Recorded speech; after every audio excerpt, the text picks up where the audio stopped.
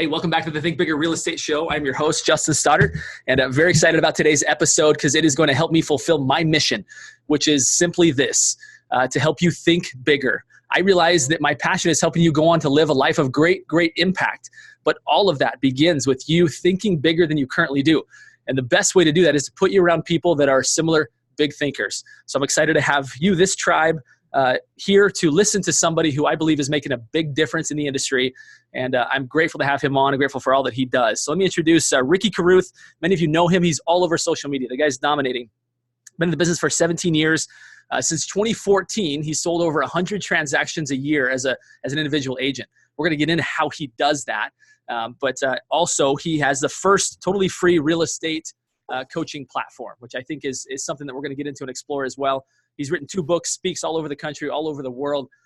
He's well-known, well-respected. And I want to thank you, Mr. Ricky Carruth, for being on the Think Bigger Real Estate Show today. Absolutely, man. Thanks for having me. Yeah. Again, as I mentioned, the best way for all of us to expand our possibilities is to continue to be around people that are pushing the limits and doing great things. So I'm grateful for you. Let's get into a topic here as we get started.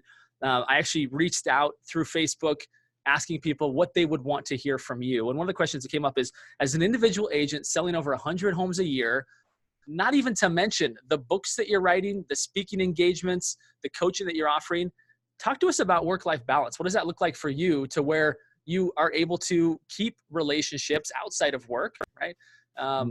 Without having them go awry? Well, man, to be honest with you, I think of it in a way of like I'm retired. You know what I'm saying? Every day when I wake up, I'm doing exactly what I want to do. Nobody tells me what to do. I wake up at 4:30 for an hour. I answer DMs on Instagram. I answer every single DM on Instagram because, like, if I'm not answering all these questions that people are asking, desperately asking for help, then, I'm not really backing up what I'm saying when I say I want to help the industry and, teach agents how to effectively communicate and, create unlimited business.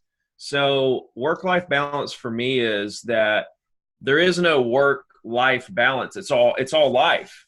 There's no real like separation for me. When I'm at work, I'm at work all times. Like when I'm with my family, I'm giving that everything I got. I'm spending time with them, giving them every little, drop of energy that I have to enjoy them enjoy me, the whole thing. Same thing when I'm doing a real estate deal, or I'm showing property, or I'm making phone calls, or I'm doing a podcast, or I'm, traveling to speak, or whatever the case may be. I'm just enjoying every second of whatever's going on. And there's really no, I don't chop it up and say, okay, I'm going to time block this, I'm going to time block that. No, I just enjoy life. You know what I'm saying? And so I think I'm just a different kind of person where I can just live this blended life where it's all the same thing. And I have a full, it's not like it happened overnight. Let's say that, I definitely went through times where everything was all about real estate, trying to figure out how to succeed, working 15 hours a day, getting burnt out, trying to recharge and come back strong and go 15 hours a day for another 3-week stretch and really try to figure this thing out. So I've definitely been there, but where I am now, 17 years in the business and thousands of properties sold, I have such a huge database and I built it the right way on relationships and what can I do to help you, not trying to force people to buy or sell anything. And because of that, I built such a huge brand around someone who just wants to help. Somebody who just wants to help people. And so, and around being the hardest working person around. Like everyone knows that no one outworks me. And so those two, that the combination of those two things, knowing that I'm just here to help you and that I'll work harder for you than anyone else, makes me a magnet to people. People are just drawn to me because they know I'm going to get the job done. And I'm not going to high pressure them or put them in weird situations. Or if they want to back out because they get cold feet halfway through the deal, I'm not going to make them feel bad about it. I'm going to say, if that's not what you want to do, then let's get out of this thing. and I'm going to make them feel comfortable about their decision because that's what they want to do. And because of those things, it makes it to where I built a business where people come to me. I built an attraction business so big that I don't have to worry about where my business is coming from. So after doing that for so long, now I'm able to take time and write books and go speak and do podcasts and all that stuff and still maintain this high level of business. Because a lot of coaches, they get into the coaching industry after 2 years in the business and 12 properties sold, and now they're a guru. And the thing is, when they try to make that leap, they don't have a business. And so I waited, I got in the business when I was 20, made a meal before I was 23, lost it all in the crash, went back to roofing houses, worked on an oil rig, came back, realized it was relationships over transactions, and then got to where I was selling 100 properties a year. So I made it, lost it, made it. And so now here I am making it 100 properties a year. Well, I didn't know if that was real or not because I had it before I lost it. So I was thinking, is this real? So I gave myself 3 years of selling 100 properties a year as a single agent before I decided maybe I should write a book about this stuff and how I did this, And so I wait. I'm really notorious for waiting too long, probably too long, but it's not a bad thing. Waiting too long to do things, I'm still a single agent, when am I going to do a team? I waited so long to hire an assistant. I waited so long to start coaching and writing and speaking. I waited so long to get into social media. I just started doing social media 2.5 years ago. I never touched it before then. So, as far as the work-life balance question, I just think that you have to just do what you love to do, and I loved roofing houses. I loved working on an oil rig. I loved delivering pizzas. I loved cooking in a restaurant. All the things that I did, all the different jobs that I had, I loved every bit of it. That's just how I am. I guess I'm just a very positive person. I love just being active and productive. And because of that, it makes my life really incredible because literally me producing is my therapy. All the rough moments in my life, I literally just worked through them. I would go to work and work so hard at work, it got my mind off whatever bad was going on. And it helps me cope with whatever's going on and produce more, So I was just lucky enough, I think, to have the DNA of, production as my therapy kind of deal.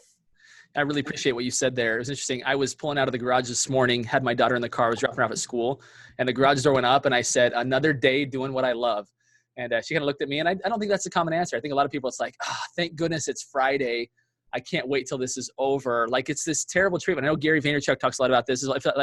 If you hate what you do, life's way too short for that. And it sounds like part of it is it's not even necessarily finding the right fit because you loved being on the oil rig. You loved delivering pizzas. It's more an internal thing. And I actually want to tie this in to our next topic because I actually sat last Friday. I sat in a convention in which a gentleman who has done deep studies on the human brain discovered that that there's this sense of joy that we were made to have. People, it's natural for them to be in a state of joy. It's unnatural for them to be in a state of fear.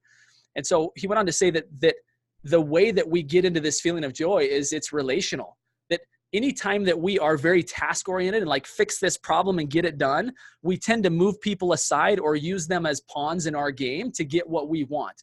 And he went on to say that the only way to really experience joy is to not look at people as things or as a means to an end, but they are the source of our joy. They are the reason that we're going to experience that. And it ties in perfectly with what I think is maybe a secret to why Ricky Carruth is able to be so dang excited no matter what he's doing, is because he's looking at the relationship first. It's not how many deals, what's it going to take for me to get over 100 transactions this year? It's how many people can I help? And if I can't help that person, I'm going to be the first to tell them, I can't help you. You should stay in your house. Is that true? Does that all connect for you? Yeah, I think it's the intention for sure. I think first and foremost, it's, am I going to give it everything I have today? Yeah. Am I going to go to bed tonight knowing that I gave it put everything out there. I left it all on the field, and, there wasn't a drop of energy. I literally, passed out because I was so tired. Like when you combine the fact that you're doing you're going full speed ahead, there's no way you could have done any more. And with the right intentions to help the most people, when you combine those two things, now you're deadly. I would have to agree with you. I think there's work ethic is often underestimated. Similar to you, just recently, I've realized I've got a young family, 6 small children. There's no quiet time in my house when they're awake, right? Amazing kids, but it's just very busy and there's lots of demands and needs. And one thing I realized, like if I'm going to be uber productive in the morning, I need to get up really early. So if my hours now are 4 to 6 a.m., where I get up and I'm actually writing right now. And so to your point, I think that you can have all kinds of good intentions and warm feelings for people and want to help them. But if you don't put in the time and the hours, like Ricky Carruth is doing, right? Get up at 4:30 to really respond to strangers that have no direct impact upon your business. They're not coaching clients because you're not charging them, but simply responding because you love the industry and because you love people, that probably is a fuel for you to then go do good for your clients. Well, it is. I mean, the DMs and the comments and the replies and the emails and all that are literally the fuel that keeps me going, because, the one reason I got into coaching is because I felt like I kind of hit the top of the real estate game, like I just feel like I hit the top. There wasn't anything else, that was challenging. There was no challenge there left for me. And so that's why I got into the coaching, and man, did I really step into a beehive, because it is a super, like, it's a totally different, real estate is local, coaching is global, and so there's a big difference in the two. And, if I'm not, like I said, if I'm not stepping up and, answering these questions, I mean, these people are reaching out with, desperate for help. This industry is such a bear, because, it's so simple, but, it seems so complicated. Like it can really fool you into thinking that it's so complicated when really it's so simple. And, we're talking about people's livelihoods on the line. This is their, they're trying to support their family with this stuff. This is stressful. This is real. This is real life stuff. And if I just feel like these people are reaching out to me for help. And if I'm not stepping up and because there's a lot of people in my shoes that absolutely completely ignore DMs, messages, emails, text. They completely ignore that stuff. And I get it. Like it's a lot of work. But I just feel like I'm different, and I feel like I want to be there. And I feel like that's one thing that I have over so many coaches and mentors, and even the big guys, like the Gary V's and the Grants and the Tonys, they don't answer every single message. They can't. There's too many of them. I get it. But still, I do, so I just feel like I'm not doing my job, and I'm not doing the industry justice if I'm not doing it. You look at the early days of Gary, and he actually built his empire really based on similar activities that you're doing, right? He was that guy. And I think it's gotten to the point where he's scaled so big now that there's actually literally not enough hours in the day. Although he's making some attempts through tech to do some things. But I agree. What you're doing is very uncommon. I interviewed actually Grant Cardone on the show here a couple weeks ago, and he talked about something that I think is maybe a common thread for you as well, which is that you get to a point where you've got your success, you've got yours. Like he's got his jet, he's got what he wants. But he said, I would not be fulfilling my moral code if I quit contributing. Like I'd be miserable. I would not be happy, and I would not continue to grow. And it sounds like you hit a similar spot where it was like, I know how to do this real estate thing. I can help people in my sleep. But like I need a new challenge, and it does good for you because you're now able to move from success onto significance. Would you agree with that? Absolutely, man. I mean, now I can take the significance of what I did with my personal real estate career and use that as credibility to now make a real difference in the world. Yeah. Do you feel like at some point will your coaching always be free? Or, do you foresee a time when you'll do an event and at least people will have to help pay for the cost of the room? What's the future of Ricky Carruth when you look at like the coaching business? Yeah, people are going to have to pay to come to events, but as far as, mastermind group you have to pay for, or a course you have to pay for, or, I'll never charge for the information, and I'll never charge someone to be part of my group, or I've never charged anyone to talk to me, kind of thing. I just don't believe in that stuff. I just think, I don't know, now charging to go to an event where there's lots of speakers and, or an all day boot camp mastermind session, stuff like that. Sure. We're already kind of dabbling into stuff like that. But as far as like online course and coaching and me talking to agents and advising and consulting and stuff, individual agents, I will never, ever charge the agents. I make too much money on the back end from sponsorships and affiliates and book sales, YouTube, speech deals. There's just too much money. And maybe not. I'm new into this. Maybe Grant has it figured out. Let's sell courses and let's sell, that maybe he's, making billion, I don't know. I've heard a lot of stories and there's a lot of different trains of thought on it, but I think that the way that I'm doing it, the path will actually impact the most people.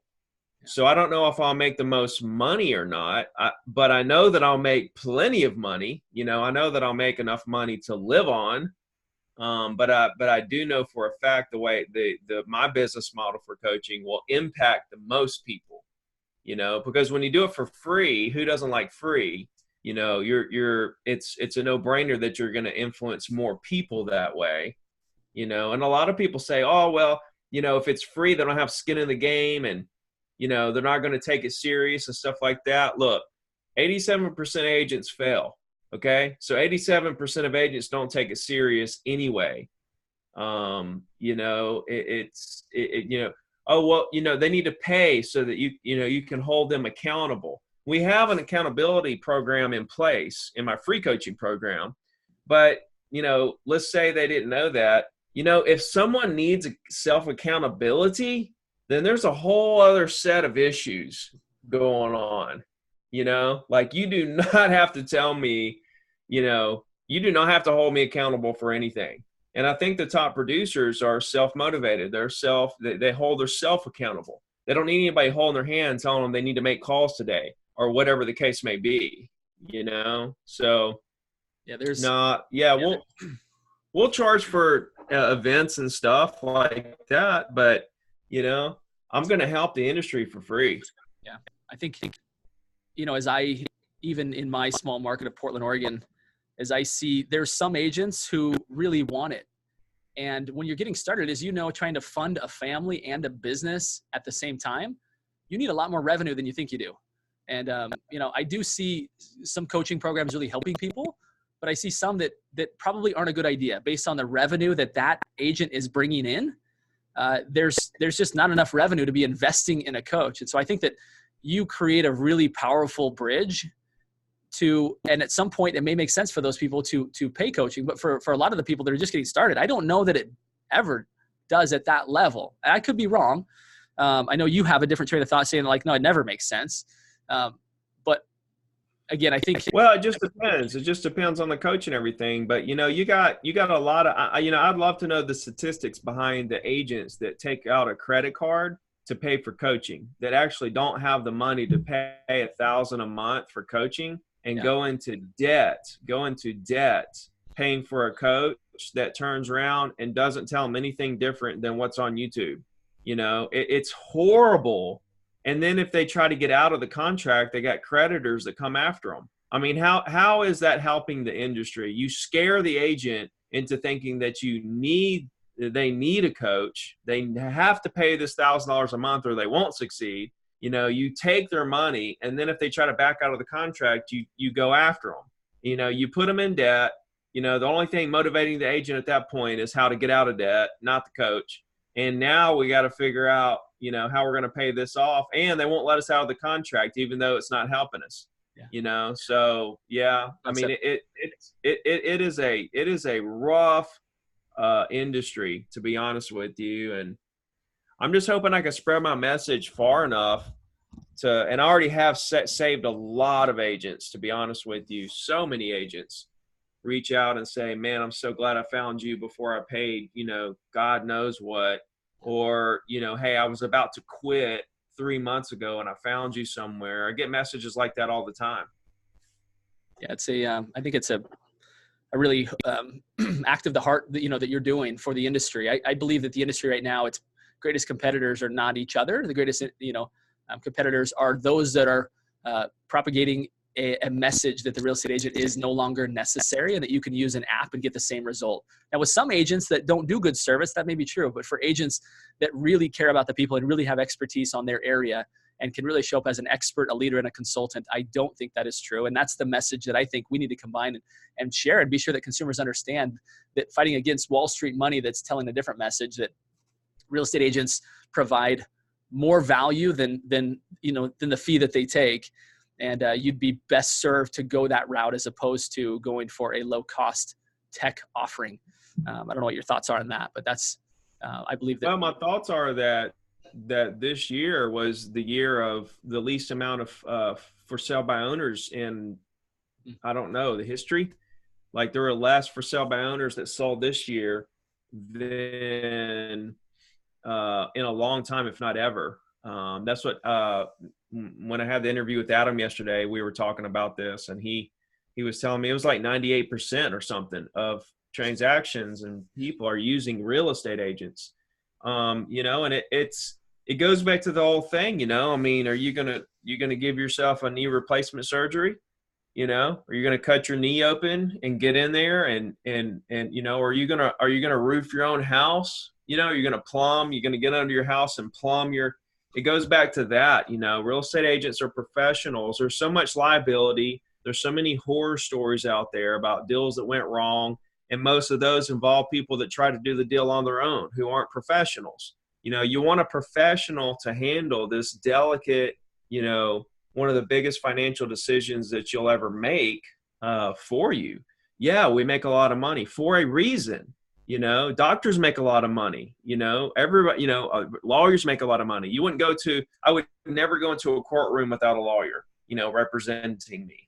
I don't care what he costs. I'm going to pay the lawyer and we're going to go to court and we're going to handle this. So I think that the general public, if you look at for sale by owners, that's down. And if you look at the iBuyers and the people that are buying and selling properties via internet or apps or whatever, that is way less than 10% of the market. You got over 90% of the market that's still buying and selling real estate the traditional way, and all these disruptors out there, they're really just distractors that are distracting the other agents from the 90% of the market share that's there for them, so all that stuff, there's nothing, absolutely not. There's no company, there's no organization, there's no idea out there at all right this second that scares me into thinking that there's a possibility that real estate agents may not be needed at some point. There's nothing. Every company that's talking about it are losing millions and millions and millions of dollars. It's a really, I mean, between that and the real estate coaching industry, man, it's really something. And it's fun. It's fun to watch. You love watching them lose lots of money. Yeah, and I think that as long as agents continue to add superior value, they'll continue to rise above it, right? And I love that that's what you're doing. Let's kind of transition here a little bit. We'll only have about 5 to 10 minutes left, so I want to be sure and get the maximum amount of value from what you have to share. Let's go into this concept because again, I know all the specific tactics of how you're making the calls, all that stuff's available, right? You make that stuff completely open source, and I'm going to direct people to go find you on YouTube, Instagram, all your social channels so that they can get access to that and start improving their business. I want to get into this part of the heart, the fact that you genuinely care about people, because I think that's a real motivator. When I talk with agents, and the reason why they're not making calls, right? The reason why they're not doing the work that you and I both know will produce results, it comes down to they're afraid to show up as salespeople, right? That they don't want to be salesy. They don't want to be a salesman. They've got this thing in their head that salespeople are bad and they don't want to be bad. Whereas you don't approach it like that. You don't approach it like I'm here to get something from people. You approach it as I'm here to give something to people. Can you talk us through that? Let's explore that a little bit and hopefully unlock for some people that aren't doing the activities that will produce the results because of that mentality. Yeah, I mean, I think the first thing is like if you're scared to talk to, you're a salesperson, okay? So, you're here to sell real estate. So if you're scared to get on the phone, you're scared to talk to people, that tells me you're scared to make money, straight up. So, and you're selfish because you know that you need to talk to people to succeed. And you're in this business to provide for your family, but you won't do what makes you uncomfortable, you know what I'm saying? Which is going to create a more uncomfortable situation because you won't have any money to provide for your family. So you're not willing to step up and be a little uncomfortable to provide for your family. Does that make sense in this world? I mean, that just completely boggles my mind why someone would. And you ask people, why won't you make calls, or what are you scared of? The most common answer is, I don't know what I'm scared of. The second one is rejection. Well, rejection and fear and all these different failure and all these negative outcomes are literally the ingredients of the recipe of success. Without rejection, failure, sounding dumb, feeling scared, fear, without those things, you will not succeed. You have to run to those things, and you're either going to do it or you're not. Winners just make it happen. Nobody really can understand sometimes, like, Ricky, how did you get here?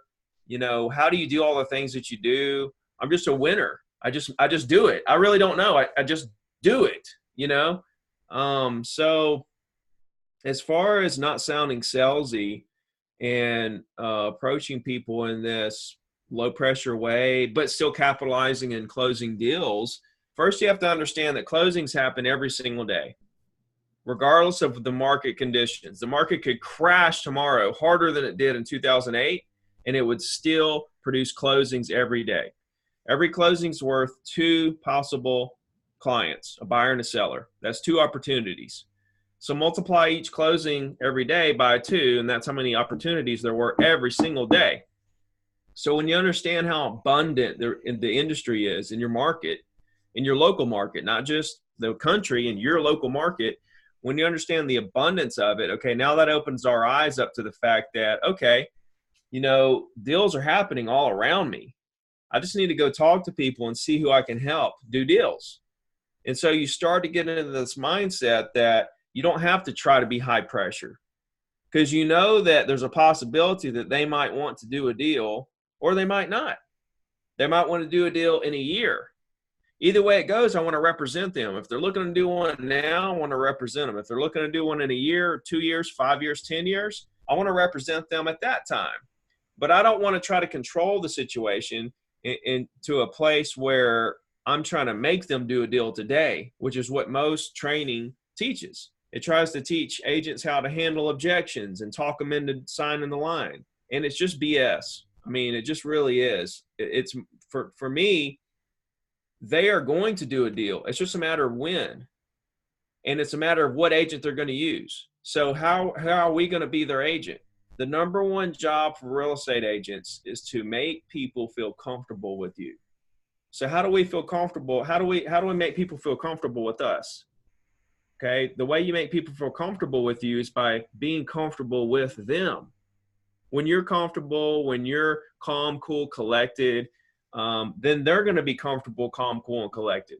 When you're nervous, when you're, when you sound, scared, then they're going to be nervous about the situation right here with the conversation. I don't know if I want to do business with this agent. They sound like they're nervous. And if they're nervous, what are they nervous about? So you have to be comfortable in these, situations with strangers to make them feel comfortable with you. And it all comes down to treating them like family. You want to talk to them just like they're your mom, dad, brother, cousin, best friend from high school. Those conversations you have with those people that are in your life, those are the same conversations you need to have with your clients. One thing that's a couple things that stood out to me. You mentioned the word selfish. I feel like when people aren't doing the work, because you and I, in fact, I heard you say it the other day on one of your shows, is that anything works. It's just as long as it puts you in conversation with people. And I think oftentimes people don't have that because they feel like by talking to people about their career, it's selfish. Whereas you pivoted that entirely and you said it's actually very selfish for you because you're not providing for your family.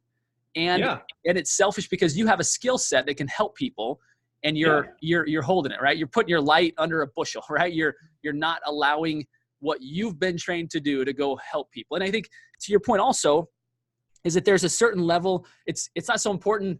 It's how other people feel around you, and they're gonna get their feeling based on how you feel. But I think the challenge is that the very first few appointments and conversations that you have, for example, for me, like the very first interviews I did, I was not comfortable. Right now, like hundreds and hundreds of episodes later, it's gotten very, very comfortable. But there was a time where it was not comfortable. And like you said, like the recipe to success is it actually goes through fear. It goes through discomfort. You have to experience those. It doesn't mean that you're not in the right profession. It doesn't mean that you're doing it wrong. It's just the fact that that's the growth, right? That's the feelings that winners have on their way to success. Yeah, exactly. And when you're talking to prospects, it's like, hey, how are you doing? Talk to them like they're your mom or dad. How are you doing? I'm enjoying the day. Isn't it gorgeous? Cool. Look, a house around the corner sold. I was just calling to see if there's something I could do for you. That's it, man. Oh, no? Cool. Is there an agent you would work with if you were to do something? No. Well, look, I'm sure at some point down the road you'll do something. Would it be all right if I just stayed in touch with you? Cool. What's your email? All right. I got your cell phone. I got your email. I'll stay in touch with you. If there's anything I can do for you, let me know. Talk to you soon. Boom. You had a great conversation with them. They felt comfortable enough with you to give you their contact information. Now you have their contact information to brand. And we're going to use that to develop a database to build brand moving forward. And you're just completely going to dominate your market. You just got to stay busy, keep moving, talking to people, helping people, build that database, build brand, and have fun. I love it, man. You make it sound so simple. And I think that's what everybody needs to hear is that it can be, if you don't overcomplicate it, in your own head, right? It's so not complicated. Go help people. I love it. I'm going to end with the signature question of the show, Ricky. You're obviously a big thinker. You've inspired all of us to think bigger, both in the success that you've achieved, as well as the significance that you're achieving in the way that you're helping other people find success. I want to thank you for that on behalf of so many people who I'm sure would want to have this opportunity to thank you. Here's my question for you is, how does a guy like you that is a big thinker, how do you continue to expand your own possibilities, to continue to be a big thinker? What does that look like for you? Well, now that when I lost everything, I read 100 books immediately within about a 2-year stretch. That was huge. And I continued reading. I don't read as much anymore because I'm so busy executing. So now I'm kind of learning based on my trial and error of different things. And now that I'm in the social media space and I'm growing a presence there, they change up stuff all the time. They're adding stuff, features, and, now we got, new platforms all the time, and it's just so fun now to be on the front end of stuff, because I was on the back end of everything. I was on the back end of Facebook and Instagram and YouTube. Like I started all that 2 years ago, like way late. But now I'm on the front end of text messaging platforms. That's texting is the new email. I'm on the front end of TikTok. TikTok is 12 to 25-year-olds that in 10 years will be 22 to 35. They're going to be the ones that are going to want to get into real estate or invest in real estate, and so I'm growing a presence there. And I just feel like I'm finally in a place where I have the momentum and I'm watching the world close enough where I wasn't before because I was so laser focused on real estate. Now I have a more broader general view of everything. And I feel like I'm really on the front end of a lot of things that are coming. And so that excites me. And so just always trying new things, seeing what works, seeing what doesn't work, and taking that back and trying to make everything better and more efficient. I'm a very efficient person, as you can imagine, with all the content I put out and time I spend on stuff other than real estate while still maintaining a huge business. It's all about efficiency and how I can be more efficient. Well, and an underlying theme that essentially I've heard you say here is you just take massive action, right? That there's not a lot of learning that doesn't come from you doing. That at the end of the day, you can't take course after course after course, read book after book after book, listen to podcast after podcast after podcast. You actually have to go just trial and error. You learn best on the go. And I think that's a powerful lesson for all of us that you exemplify in a big, big way. Ricky, people do, and some people do, and some people don't. Adam Contos, the CEO for Remax, he still reads every night. He reads, he's still learning and reading and stuff. I don't do that. I'm still executing, or I'm still planning my execution. And I'm just, so people do it differently, but yes, I'm more like Gary Vee doesn't read. He said that he more learns through his execution. I think everybody's different. You just got to find what works for you and go. Yeah, I love it. Hey, I want to thank you, Ricky, so much for all that you contribute to the industry, as well as all you've contributed to this audience, the Think Bigger Real Estate audience, which are a group of big thinkers, high achievers wanting to do and impact even more. It's been a great privilege to have you here. If this has been beneficial to anybody that's listening to this, I recommend that you share it out. Don't keep this all to yourself. Do what Ricky's doing, which is give it away. Give it away, give it away. Sounds like the Red Hot Chili Peppers. Ricky, thank you so much again for your time, man. Total pleasure. Look forward to continuing our conversation and continue to see you do some great things in the industry. Absolutely. Thanks, man. And appreciate all you do as well. And we'll talk to you soon. Sounds good, man.